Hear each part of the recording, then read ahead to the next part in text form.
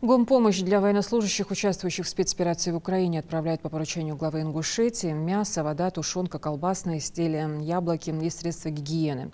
Более 20 тонн отбывают в Херсонскую и Харьковскую области Украины.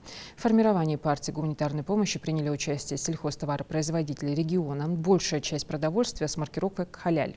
Наши военнослужащие даже на передовой держат пост. С этим учетом подобрали халяльную продукцию.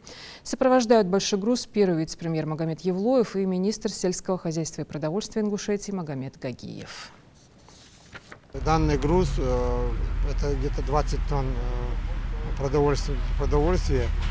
Тут и мясная продукция, вода, товары первой необходимости будут направлены по двум направлениям. Это Харьковское направление и Херсонское направление. По указу главы республики, Национального фонда развития Республики Ингушетия были выделены денежные средства.